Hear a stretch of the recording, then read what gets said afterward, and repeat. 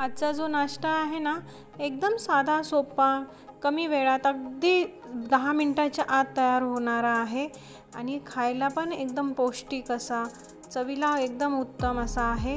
तर चला तर मग काय आहे ते आपण पुढील प्रमाणे पाहूया। मूग आहे ते मी घरीच मोड आणते मुगाला। बघा किती छान एकदम कोरडे आणि मस्त असे मोड आलेले आहेत। एक दिवसात हे मोड येतात, खूप छान होतात, एकदम लांब असे छान मोड आलेले आहेत। आता आपण त्याची उसळ कशी बनवायची ते पाहूया। मी तेल कढईमध्ये टाकलेलं आहे। तेल गरम झाल्याच्या नंतर मोहरी टाकलेली आहे, लसूण टाकलेला आहे, त्यानंतर थोडेसे शेंगदाणे टाकलेले आहेत। ते व्यवस्थित परतून घेऊया आणि त्यामध्ये आपण कढीपत्ता टाकलेला आहे।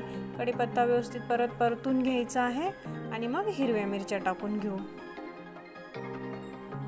तुमच्या आवडीनुसार हे तिखट जरी केलं ना थोडंसं तरी छान लागतं चवीला। तुम्हाला जसं आवडेल त्याप्रमाणे करा। व्यवस्थित परतून झाल्या मिरच्या का त्यामध्ये आता आपण कांदा टाकून घ्यायचा आहे।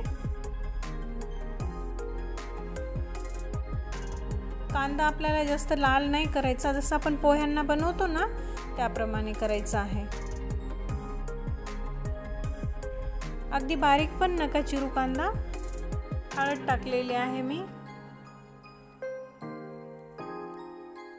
हळद टाकून परतून झाल्याच्या नंतर आता त्यामध्ये हे मोड आलेले जे मुगा आहेत ना ते स्वच्छ धुवून घेतलेले आहेत। उकडून नाही घेतलेले मी, स्वच्छ धुवून घेतलेले आहेत। उकडायची गरज नाही, पोट वगैरे काही दुखत नाही याने।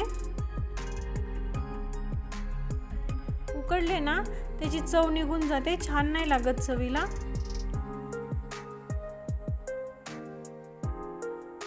टाकून झाल्याच्या नंतर परतून घेऊया व्यवस्थित आणि आता चवीप्रमाणे मीठ टाकलेलं आहे मी।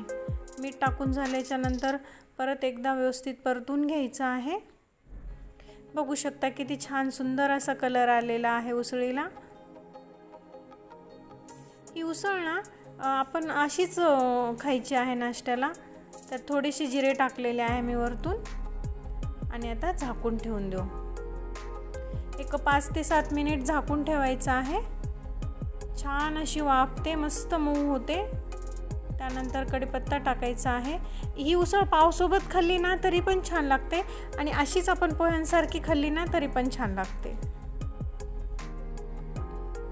सर्व करूया। मस्त मी त्यावर लिंबू पिळून घेतलेला आहे आणि थोडीशी खारी बुंदी होती माझ्याकडे, ती टाकलेली आहे। तुम्ही थोडं फरसाण टाकलं तरी चालेल। बघा किती मस्त दिसत आहे, खायला पण अशी छान लागते।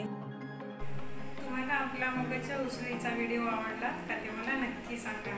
आवडला असेल तर आपल्या व्हिडिओला लाईक, शेअर आणि चॅनलला सबस्क्राईब करायला विसरू नका।